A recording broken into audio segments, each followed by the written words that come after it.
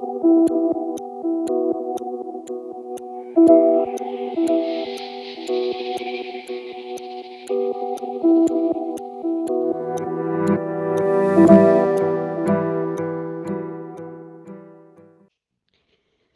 हिंदू परिषद के नेता ने किया दिग्विजय सिंह पर पलटवार।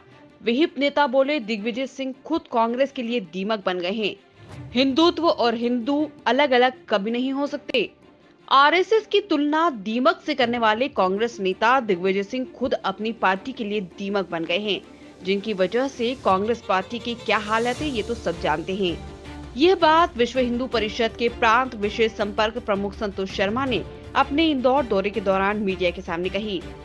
दरअसल विश्व हिंदू परिषद के नेता ने प्रेस वार्ता आयोजित की, जहां उन्होंने प्रदेश के पूर्व मुख्यमंत्री और कांग्रेस के राज्यसभा सांसद दिग्विजय सिंह पर जमकर निशाना साधा। दिग्विजय सिंह के एक बयान पर पलटवार करते हुए विश्व हिंदू परिषद के नेता संतोष शर्मा ने कहा कि दिग्विजय सिंह चंद लोगों का मन बहलाने के लिए इंदौर आते हैं और कुछ भी बोलकर चले जाते हैं।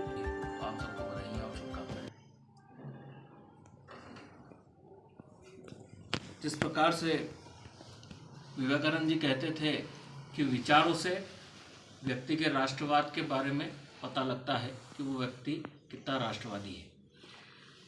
अभी कुछ दिन पूर्व माननीय पूर्व मुख्यमंत्री दिग्विजय सिंह जी ने जिस प्रकार से राष्ट्रीय स्वयंसेवक संघ के बारे में टिप्पणी की कि राष्ट्रीय स्वयंसेवक संघ दीमक की तरह है। पहले दिग्विजय सिंह जी ये पता कर ले कि दीमक वो हैं या राष्ट्रीय स्वयंसेवक संघ दीमक है। जब से वो कांग्रेस पार्टी को लगे हैं, मुझे लगता है पार्टी पूरी समाप्ति की ओर है। और रही बात विचारों की, तो दिग्विजय सिंह के जो विचार है वो जिन्नावादी विचार हैं।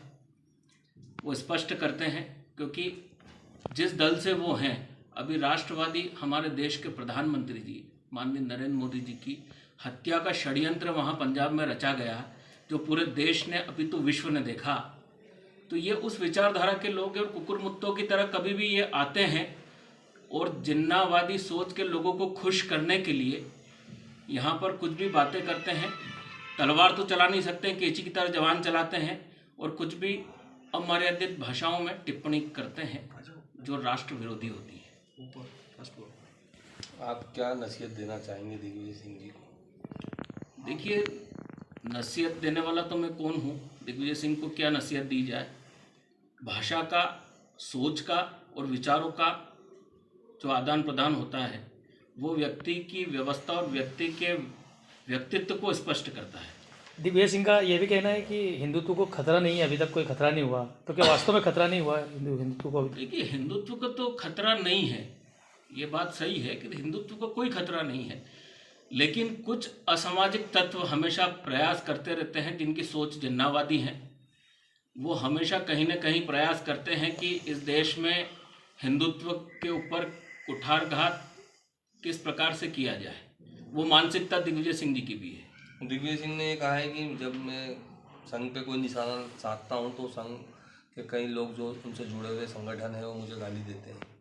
इसको लेकर आप क्या कहेंगे? देखिए, राष्ट्रीय स्वयंसेवक संघ यानी कि हमारी भाषा जो है हमेशा मर्यादित रही है और संघ का अर्थ ही अनुशासन है, तो हमारे कार्यकर्ता हमेशा। उन्होंने कहा कि दिग्विजय सिंह आरएसएस जैसे संगठन को दीमक कहते हैं, लेकिन सब जानते हैं कि दीमक तो दिग्विजय सिंह खुद ही हैं, जो खुद की ही पार्टी कांग्रेस को खत्म कर रहे हैं। वहीं दिग्विजय सिंह के एक बयान पर उन्होंने कहा कि हिंदुत्व और हिंदू अलग अलग कभी नहीं हो सकते। विहिप के नेता बोले कि हिंदुत्व खतरे में नहीं है। वहीं उन्होंने दिग्विजय सिंह और कांग्रेस को जमकर आड़े हाथों लिया।